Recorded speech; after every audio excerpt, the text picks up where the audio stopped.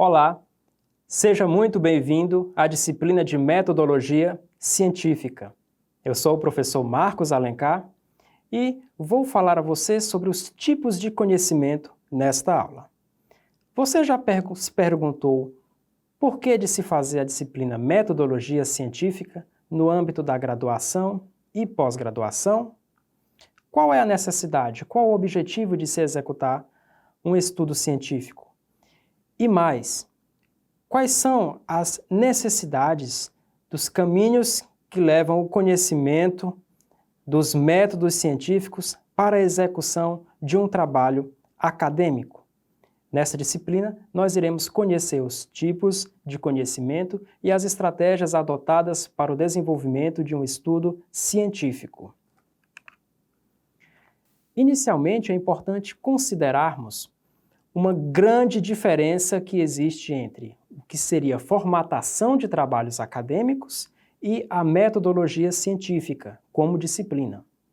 Primeiro que a metodologia científica objetiva organizar e estruturar o conhecimento adquirido, enquanto que a formatação dos trabalhos acadêmicos nada mais é do que uma parte essencial da estruturação do estudo científico. Mas existe um questionamento a se considerar. Se nós vamos organizar e estruturar o conhecimento, todo conhecimento seria científico? Bom, é necessário, prezados alunos, fazermos uma diferenciação entre o que seria ciência e conhecimento. Ciência, ela quer dizer conhecimento. E conhecimento quer dizer incorporar um novo conceito. E ambos, trabalhando em conjunto, remodelam o indivíduo e a sociedade, a partir do momento em que os avanços em técnicas de estudos científicos colaboram para o avanço e a evolução da sociedade e do ser humano. A ciência por si só, ela é sistematizada. E o que seria isso?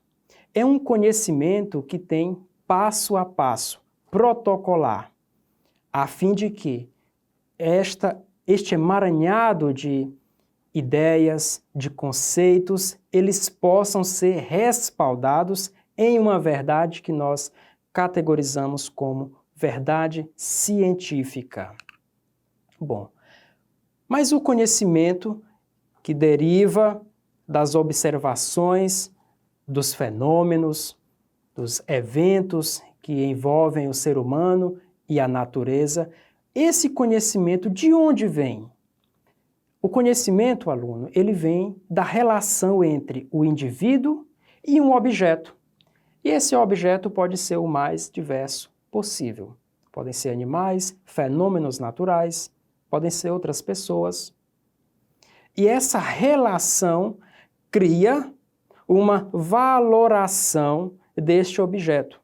E esta valoração, esse juízo atribuído a esse objeto, constrói um conhecimento que será utilizado ali para desenvolvimento científico, desenvolvimento filosófico, desenvolvimento religioso ou mesmo os saberes populares.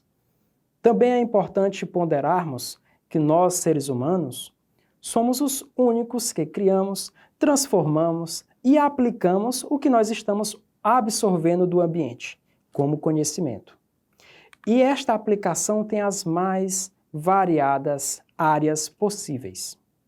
Bom, mas quais são os tipos de conhecimento? Temos pelo menos 4 tipos importantes. Conhecimento religioso, também denominado teológico, o conhecimento filosófico, o conhecimento popular, que também é caracterizado como empírico, ou do senso comum, e, por fim, o conhecimento que é científico. Inicialmente, nós veremos o que é o conhecimento religioso. Esse conhecimento, ele está baseado na crença, e essa crença deriva, evidentemente, da fé que é atribuída a um determinado objeto. E esse objeto, como eu havia falado para você, pode ser o mais diverso possível. Pode ser uma pessoa, pode ser um animal, pode ser uma figura. Então, o indivíduo, o ser humano, atribui a determinado objeto uma crença. E a partir dali há uma criação de uma relação muito tênue, que essa relação ela está baseada ali num conceito de atribuição de um destino, atribuição de um evento sortudo ou um evento de azar. Faz parte da característica humana buscar explicações para os mais diversos fenômenos que rodeiam os seres humanos. Tá? Que fenômenos seriam esses? Nós podemos visualizar esta busca por explicações a partir de um exemplo bem simples. Se nós considerarmos uma evidência natural aplicada à natureza, podemos observar o caso da fumaça. Se você se depara com uma fumaça, é presumível que haja uma explicação natural para aquela fumaça. Possivelmente, haverá um foco de incêndio. O incêndio em si é a explicação natural para a ocorrência da fumaça.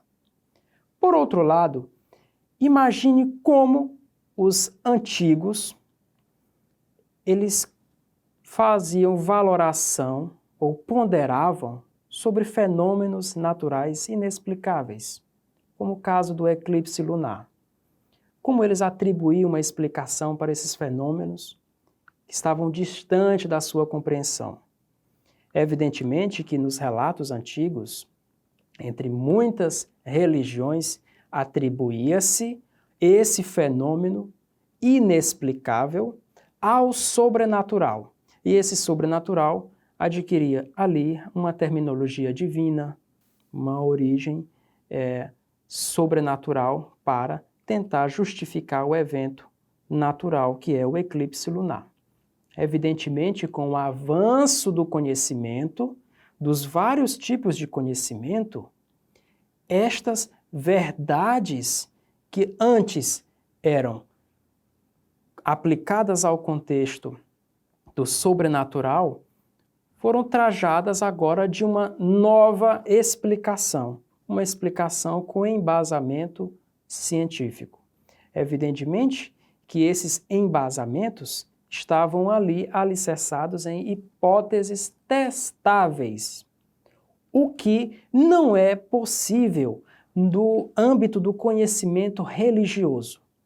O conhecimento religioso ele não pode ser negado ou confirmado, porque a sua base, a relação indivíduo e objeto, ela está ali alicerçada na crença, e a crença é única, atribuída exclusivamente a um indivíduo em questão.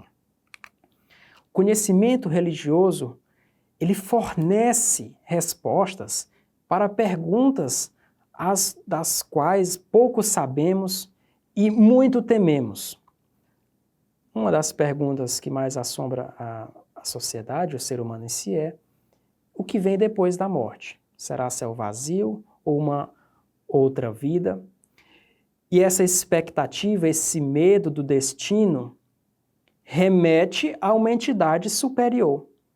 E por estas hipóteses não serem possíveis de ser testadas e comprovadas, elas sobrecaem apenas a fé atribuída nestes eventos. Então acredita-se que, em algumas religiões, após a morte, exista uma nova vida. Ok? Bom, quais são então as propriedades do conhecimento religioso? É importante nós ponderarmos 4 propriedades principais nesse tipo de conhecimento. A propriedade valorativa, isto é, um indivíduo atribui juízo de valor ao objeto no qual ele tem ou deposita fé. E por ele atribuir esse juízo de valor, esse objeto não pode ser questionado, ele não pode ser refutado, tampouco pode ser testado, porque a fé ela não pode ser tratada por hipóteses. Também o conhecimento religioso, ele tem uma propriedade muito peculiar. Ele é inspiracional. E se você observa ao longo das religiões, muitas delas, principalmente monoteístas, adotam escrituras que são sagradas, são consideradas sagradas. E, por serem consideradas sagradas, são também acreditadas que aquelas escrituras foram produzidas a partir de uma inspiração vinda de um ser divino. E por ser um ser divino a inspirar um homem a produzir uma escritura em uma religião, esta escritura também não pode ser questionada, já que você não pode questionar o ser divino. Também o conhecimento religioso, ele é infalível e exato. Infalível porque a fé é inabalável para muitos indivíduos em religiões tanto monoteístas quanto politeístas. Também é exato. Os indivíduos acreditam ferrenhamente que as suas convicções estão acima de qualquer outra evidência, seja ela científica ou não.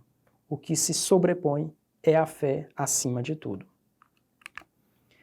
É importante também ponderarmos que os conhecimentos filosóficos, conhecimentos populares e também científicos partilham muito alguns valores com o conhecimento religioso.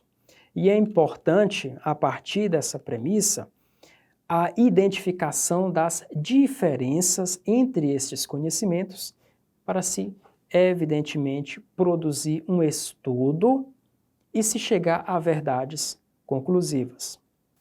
Para tanto, é importante que você faça a leitura do material complementar disponível na plataforma online, em que há a aproximação com o conhecimento científico.